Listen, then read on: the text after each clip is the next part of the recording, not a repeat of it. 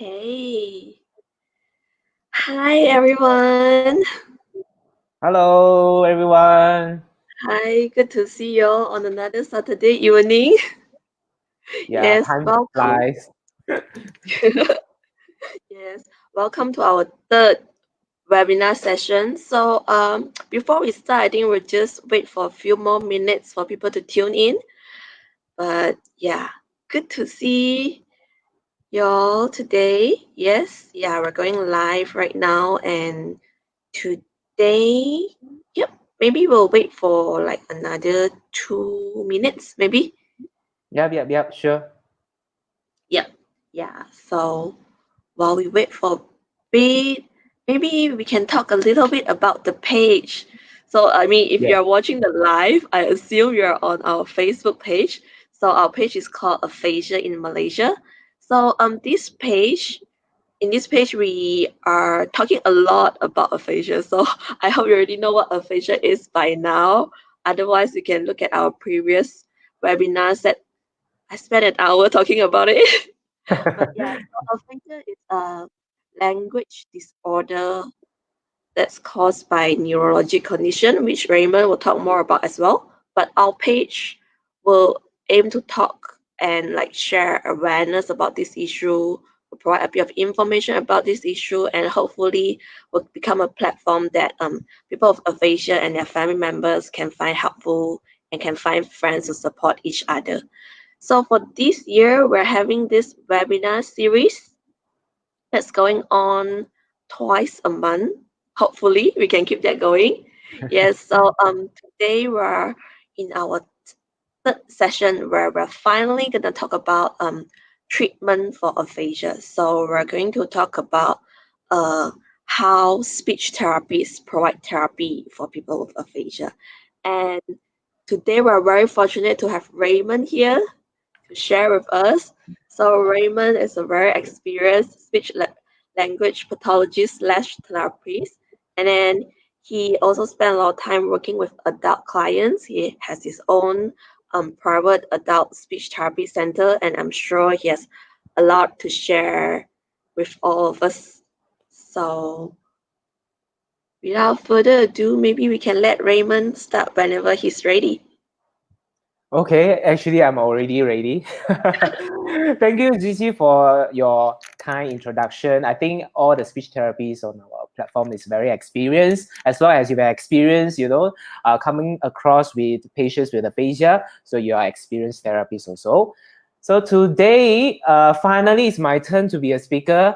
And because I feel so sorry for Gigi, because she already spoken for 2 times. So, so so I try not to be lazy. So that's why this is my turn to share a little bit of my experience when dealing with patients with aphasia. And today's topic is talking about aphasia therapy, where the magic begins. Why we are talking about aphasia therapy equals to magic happening. So later we are going to show you. All right. Okay, before we start the aphasia therapy, so let us recap what we have been talking about aphasia. So basically, aphasia is a complex communication disorder. Okay, so normally it is following some forms of damage to the brain, for example, like stroke, traumatic brain injury because of the car accident or the fall, or also dementia. And it affects all aspects. It has, for example, like verbal production, understanding, reading, and writing.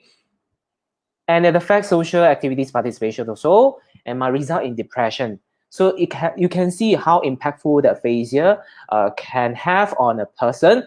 But that is a good news is that a person living with aphasia, normally, most of the time, the intellect is intact. So meaning the person is still the person. Okay, so it's still normal person. He's not crazy. It's just that they cannot package the feelings, their opinions in the verbal production mode. All right. So this is a good news. Okay, now let's talk about why we talk about aphasia magic. Actually, a lot of magic happens, during aphasia therapy. Zizi, like for example, if let's say we are going for the magic show, if let's say a magician plays some very successful trick or very impressive trick, so what is your response? I'll be like, wow, and then give Wow. applause. Yes, exactly. I think this also happened in our aphasia therapy session. Don't you agree with me? Yes, yes. Yes. Okay. So aphasia therapy just let you know that's an analogy, that happens in a patient. So for a patient living with aphasia, their brain, what happens to their brain? Actually, the brain is just like this untidy bookshelf. So if let's say you want to find a correct book, you cannot find because all very messy. So that's why a lot of patients with aphasia, they cannot find the right word to say because their bookshelf in their mind is very messy. So in Yeah, I aphasia, think it's a good yep, analogy because it's how like the brain cells yep. inside become disorganized. Yes, it's very, very messy. Okay, so after the aphasia therapy, so what kind of magic will happen? Oh, so you see, so the bookshelf becomes so neat and nice. And it's so nice to see also, right? Okay, so now that this is just an analogy, but for aphasia therapy, for a patient who cannot talk and communicate, so after aphasia therapy, what magic will happen?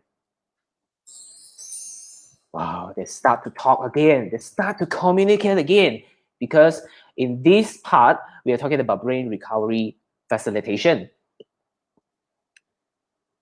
So a person with aphasia, they're also struggling in taking part in social activities. So what magic will happen after the aphasia therapy? So they become sociable again. You will see them, they're trying to communicate with you again. They have a lot of attempts to communicate with you again. And most of the time, you will see patients with aphasia, they have low self-confidence, low self-esteem, they're shy to talk to you, they try to avoid their friends and family members. But after the aphasia therapy, we can help them. What magic can happen? Start to be more open up. They start to be more confident in communication. They start trying to use their learned skills in their daily life with their families and with their friends. All right. Okay, right now, so let you all have a look at the materials we use for aphasia therapies. So basically, I believe some of you might have seen what have speech therapy used for their aphasia therapy. So this is just a quick look. So we use flashcards, and we use the communication board, and then we use the communication board, and we even use the newspapers. And nowadays, because we are in the 21st century people, so definitely we will use the handphone and iPad to conduct our aphasia therapy. All right. So what does a speech therapy teach? So normally in aphasia therapy, you will see two kinds of things the speech therapy will teach a person with aphasia. Okay, first one is so-called exercise. So because we are therapists, definitely we need to teach exercise, right? Okay, can't we sell, beauty product for you? All right, okay. So exercise, this is one thing the speech therapy will teach. Second thing is compensatory strategies. So what are the exercises a speech therapy will teach in aphasia therapy? Okay, so for example, like picture identification. So later we will have some example for you to have a better idea of what is picture identification, and also picture naming and word finding training, of course, because most of the time word finding is a hallmark symptoms for a person living with aphasia. And we have sentence structure building. So in this part exercise, so you will see the speech therapy will tell you or tell a family member, okay, you go back and do picture naming. Okay, you go back and do word finding training. It's so-called like exercise, but we don't say exercise, but we say all these names, you see.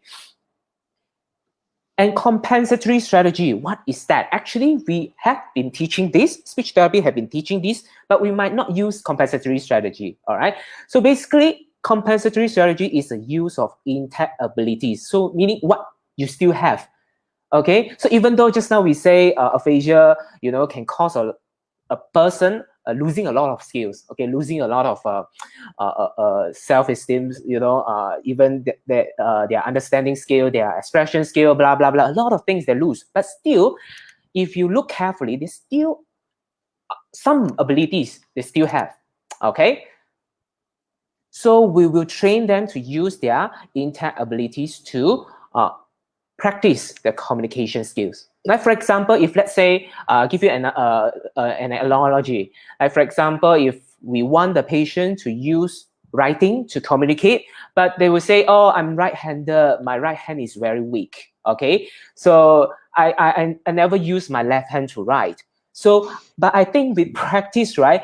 I think we still can use our left hand to write. It's just a matter of practice only, right? Yes, definitely. Yeah. Okay, now aphasia therapy, it can be two model of service delivery. One is one-to-one session. Okay, so meaning a therapist and a patient during the session only. And of course, sometimes with family and friends also, because we want to do the caregivers training. And another mode will be group therapy. So it involves a few patients and then also therapists to facilitate the communication among the group members. Okay, so today's topic, even though we're talking about aphasia therapy, there are a lot of approaches. But today is just an overview, just an introduction to tell you what are the general approaches we are using. So most of the time you will see this kind of magic will happen, in our session. Okay, so today I'm going to disclose all this magic. So what is the secretive thing, a speech therapy is doing during a session so that you have better understanding. Sometimes, from the presentation of the task itself, you might not able to understand, what we are doing actually. Okay, so first one is called impairment-based therapy. So what happened?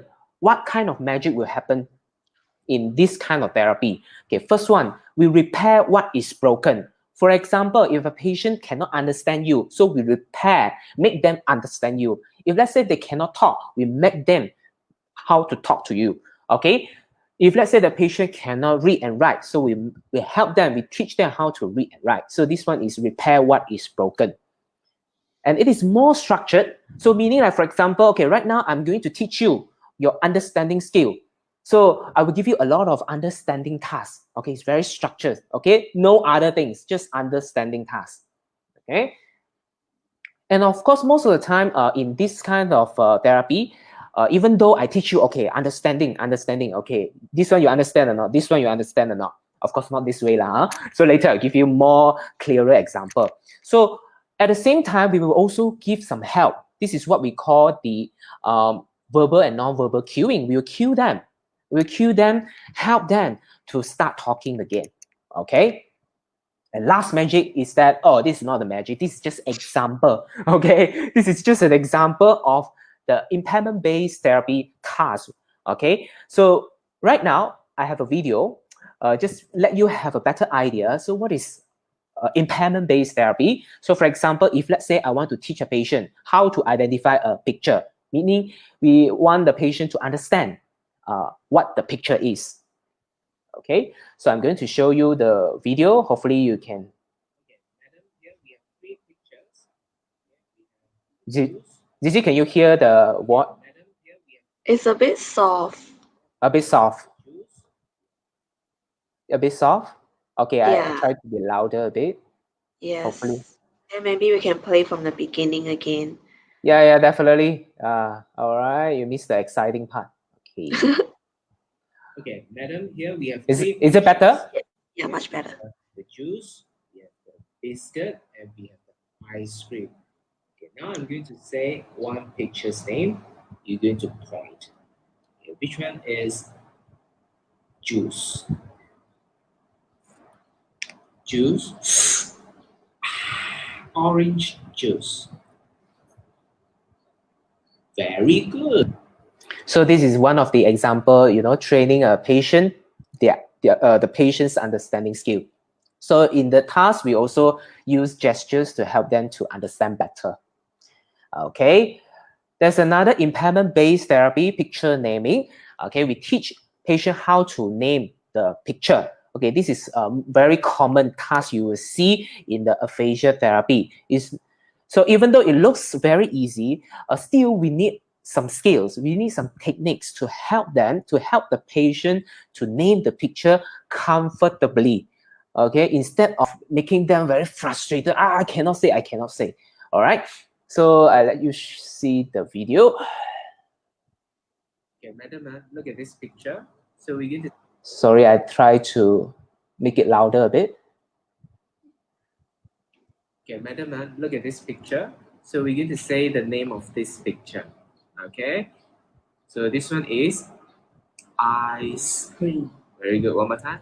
Ice cream. Okay, very good. So there are a few things you see we help the patients to name better. Okay, first one you see we put the pictures near our face so that the patient can have eye contact with us, and then they can look at the picture at the same time. And also we will have to use the some syllabic cues and all that.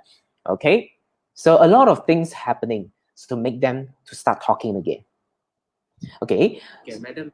So next one, the second type of aphasia therapy, we call it communication-based therapy. So what kind of magic will happen in this communication-based therapy? So basically, we will use a lot of modalities. So we'll use speaking, we'll use writing, we'll use drawing, we'll use gesturing, we'll use facial expression, blah, blah, a lot of ways to help the patient to start talking again.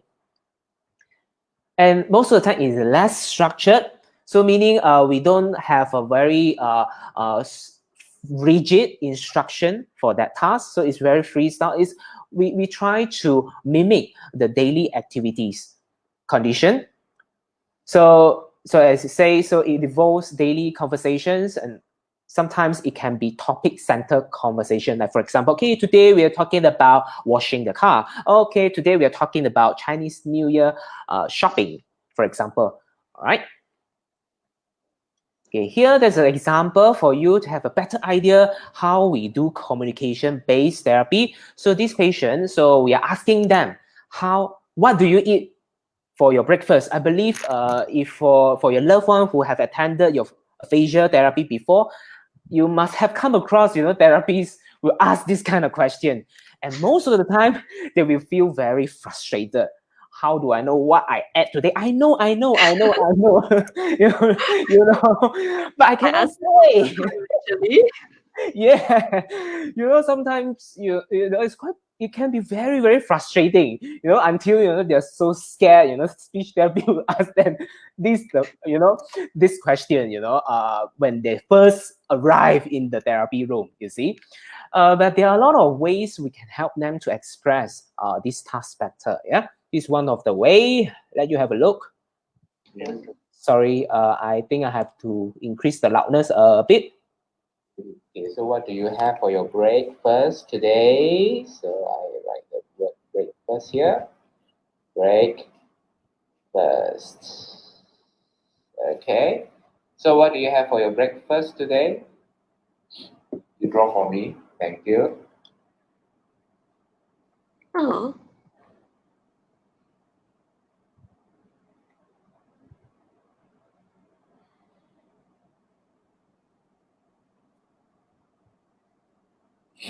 Okay, Zizi, I stopped the video for a while. Let you guess what has he eaten for breakfast? I'm looking very carefully.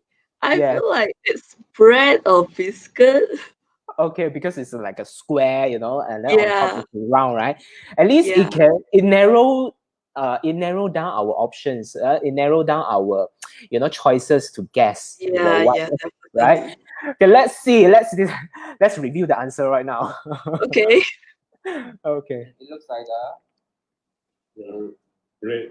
bread. Right. Ooh, Yeah. right. You're good. Okay. All right. That's really good. Okay. So this is one type of ways to help the patient to say what they ate during the breakfast. You see, we can use drawing. Okay. We have another audience that got it right as well. Congrats, Hui Tian. Sorry.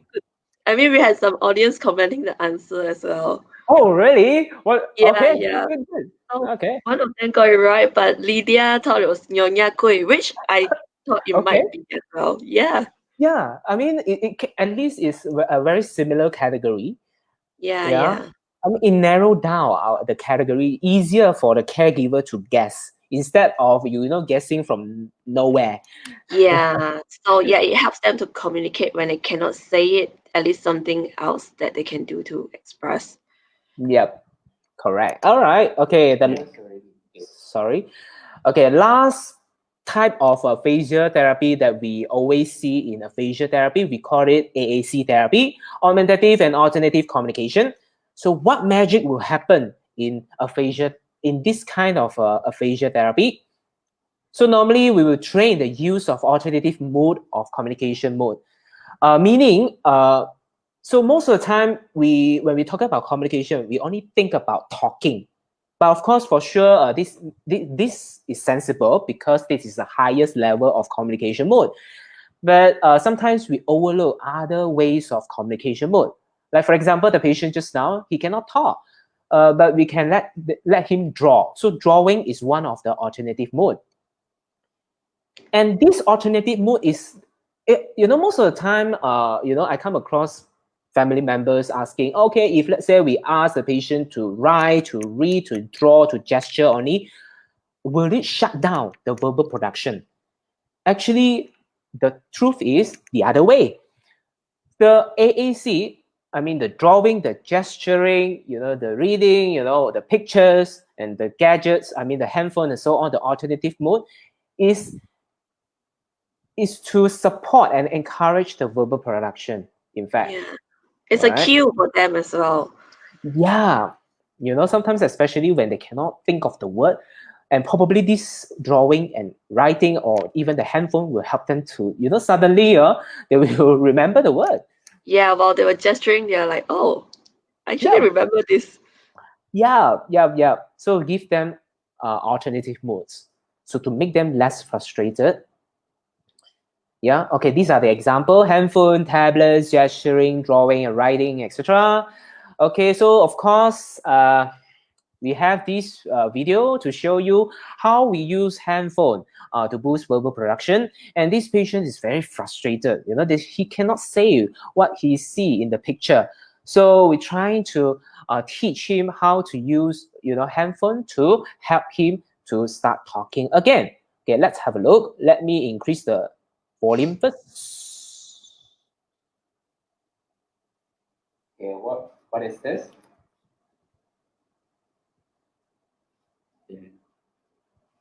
Yeah, correct. You can look at the back. Good. What is that?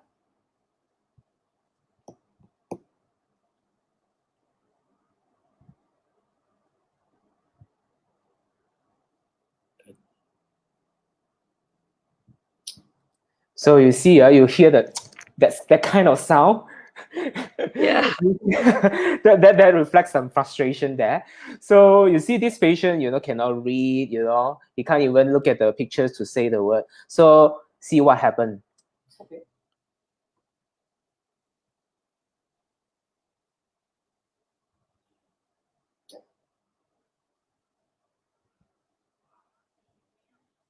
I gave Q.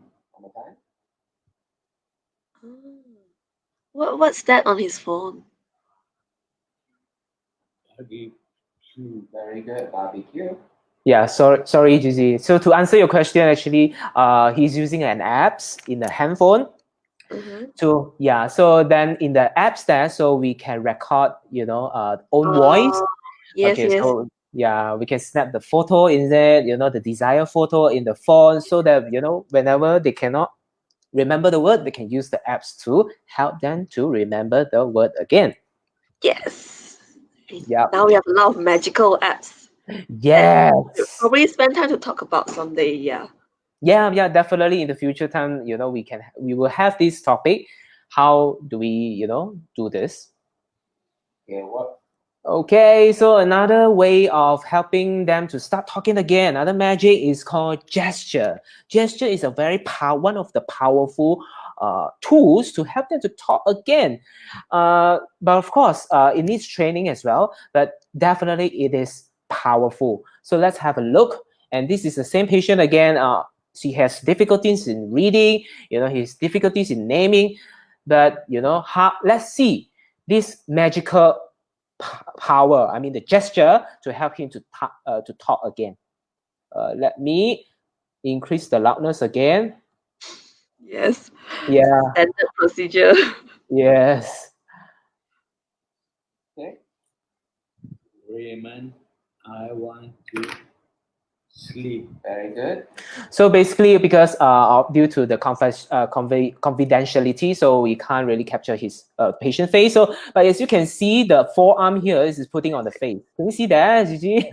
I can see his hand like this, maybe. Yes, put on the face. You see, to help him to remember the word sleep. To say the word sleep again. Okay, so this is how we can help them. This is where the magic happens again. Okay. All right, so that's all for the three general, not say general, but it's quite common aphasia therapy approaches that you see in the session. But of course, there are a lot other therapy approaches. Yeah. Here we can have a few for you.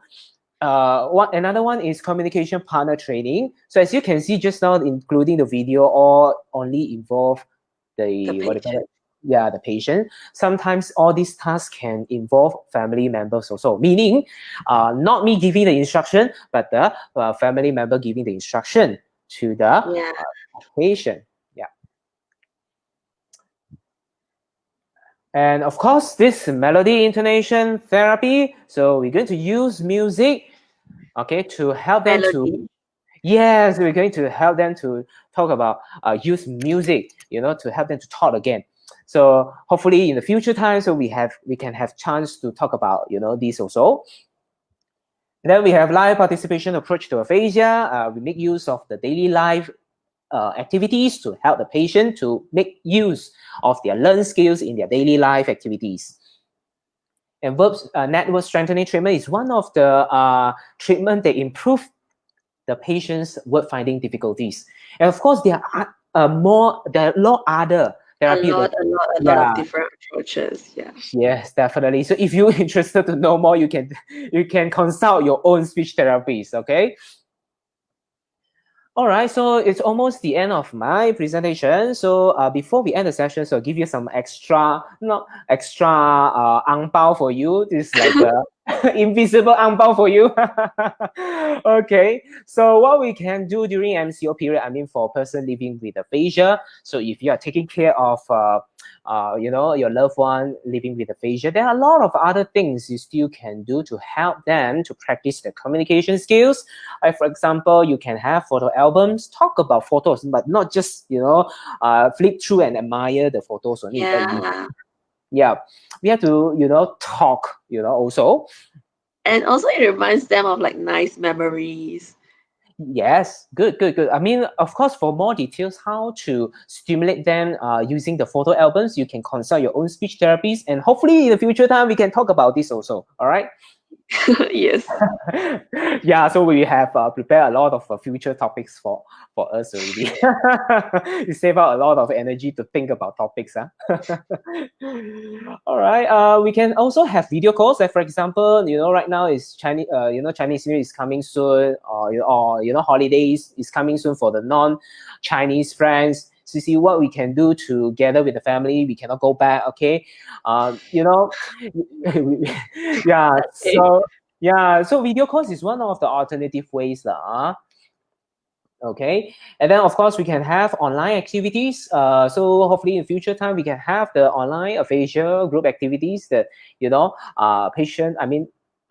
person living with aphasia can join, and then we can have online activities online together. Chat or just doing activities together. I think that would be fun. Yeah, definitely. Okay. And of course, we can have different types of indoor games, hobbies, and activities. Movie times also, of course, it's better with subtitles so that they can learn how to read, learn some words again.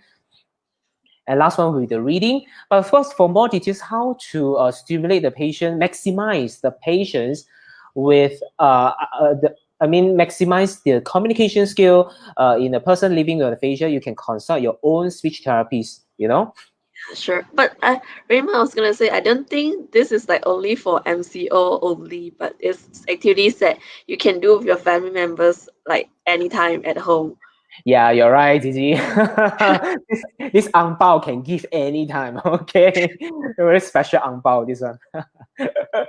You're right, Gigi. It can happen and we can do it anytime. Yeah, even for us, it's a good bonding activities. Yeah, exactly. I think we have been doing this, even we ourselves. Yeah.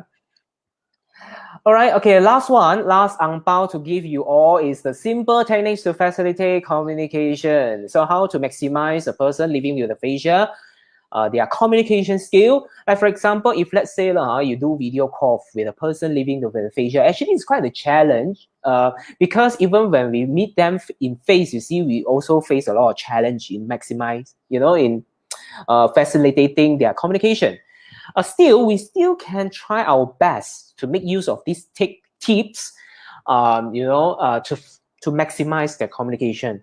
Okay, above all is get their attention first. I think this is most of the time a lot of caregivers, a lot of family members, they overlook it. So until what happened next is it's like family members talking to the air themselves, the caregivers talking to the wall, because the person living with aphasia is not looking at them, is not talking to them, right?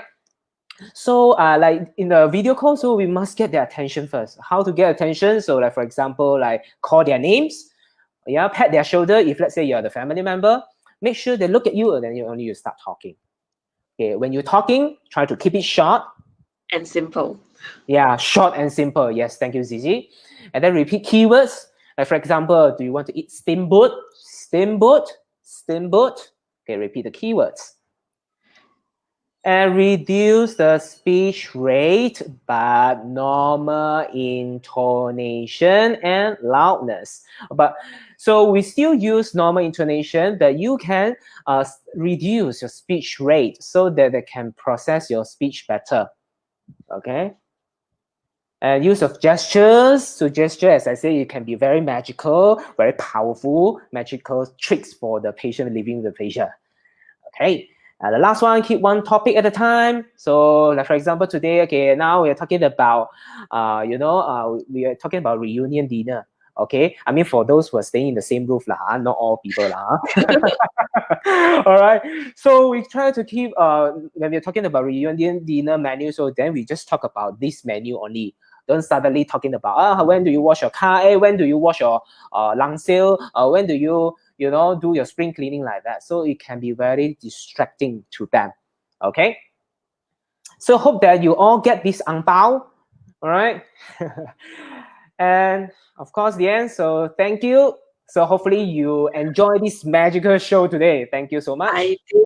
Thank you, Raymond, for sharing so much with us. And you have so many wonderful videos, so we can see like real life examples as well. Yes. Yes.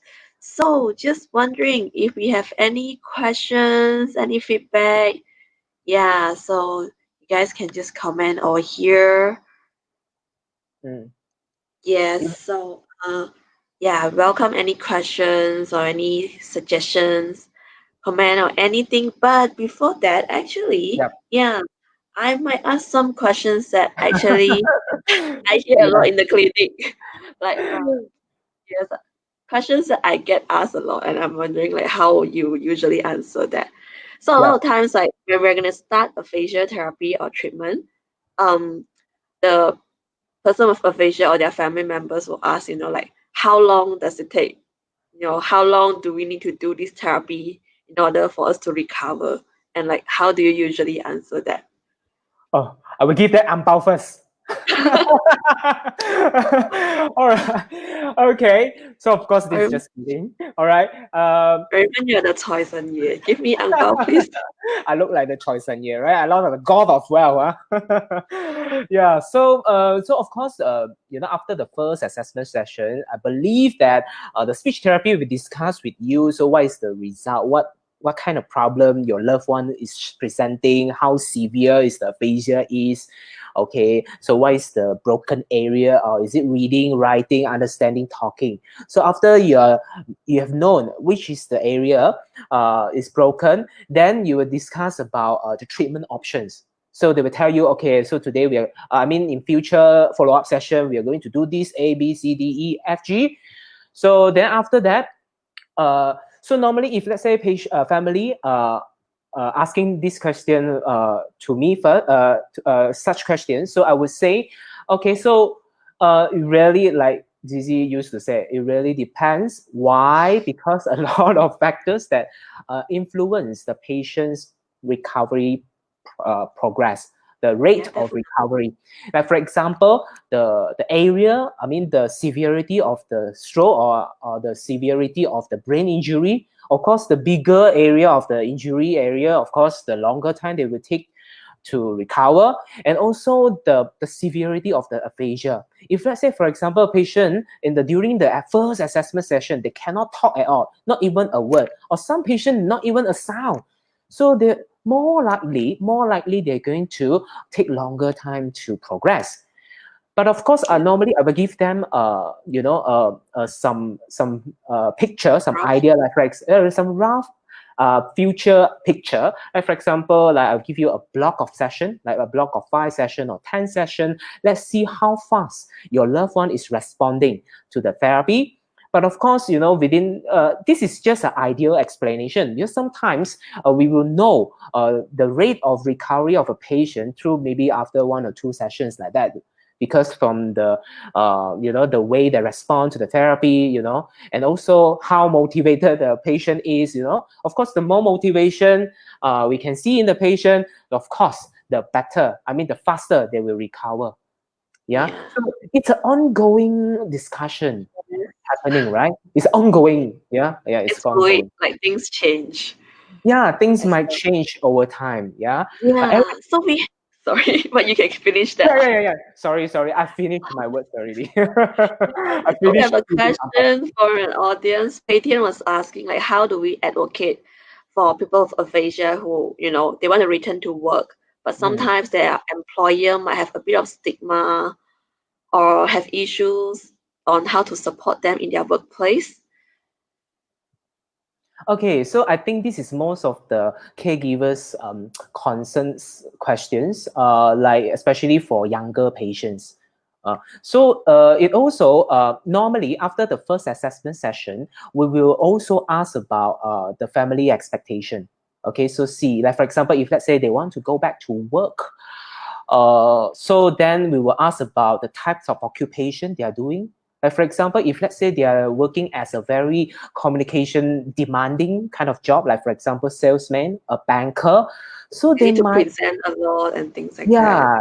yeah. Or for example, you are the the CEO or something like that. So you need a lot of communication skills, to what do you call that, to fulfill this position again. And another question is that, so what is your initial severity of your aphasia? If let's say the patient can talk short sentences, sometimes can talk a little bit very short stories with a little bit of word finding difficulties, then the chances of getting back, this kind of communication demanding job might be higher as compared to those who has very severe aphasia level at the beginning. Yeah. So So a lot And of I think like for Pei Tian, right, her question probably would also be if the if the person with aphasia actually, like, probably their condition, their language and communication skill is good enough for the job, but they still have some mild word finding difficulties, but the employer has certain stigma and not wanting to take them in, then like how can we advocate for that? Yeah, so I think this is one of the areas we are trying to work on. That we're trying to sometimes to connect. Increase awareness. Yes, try to connect the public, and also try to give some public awareness talk to employers, hopefully, and also related areas, to increase their awareness in aphasia show challenges. successful examples. There are people with aphasia who has returned to work or advocating. Yep, Yeah, definitely. yeah. And also we have a question from Lydia. Oh, sorry. Okay, Yeah, Lydia. Yeah. So if a basic patient, sign language would, yes, be yeah. helpful. So what kind of sign language you are talking about? Are you talking about Or very probably structured? like gestures or like structured.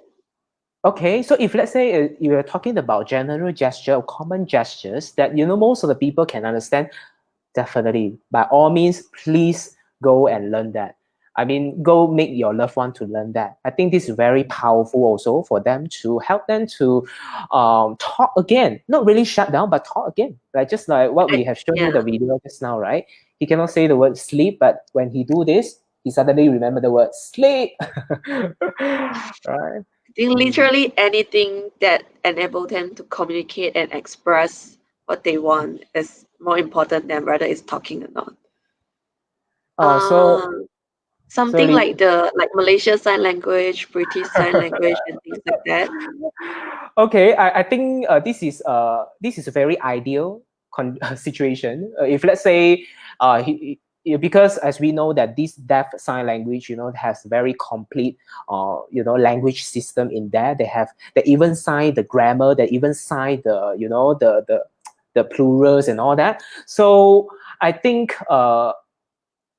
this is ideal, but sometimes sometimes not so realistic, because we really need not only the patient. If let's say you choose to use this complete sign language system to communicate, then not only the patient need to learn, your family member, your caregiver, the friends surrounding have to learn also.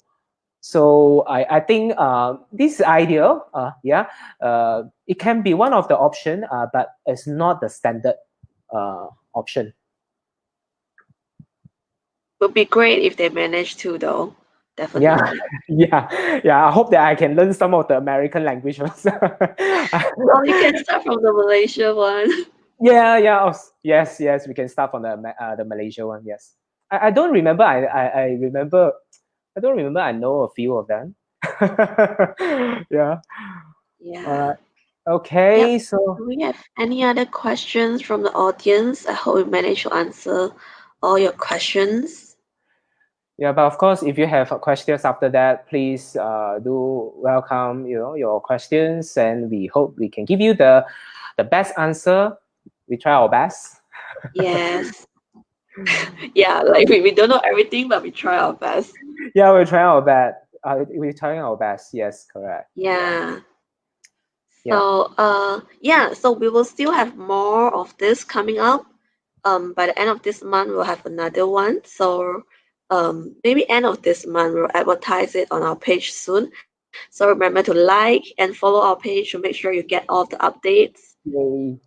Yes, so hopefully we'll have more programs up as well later in the year. So definitely hope you can support us, share our page, and with anyone that you think might benefit from the page. So yeah, like if you know someone with aphasia, their family members, or even public Yep. that you think like yeah should know more. So yep, Yeah. definitely yes. So is it I mean, hopefully, if let's say the next topic is within the Chinese New Year period, so we can give you the ang pao again. The But I invisible can ang put pao. up a virtual background with ang pao.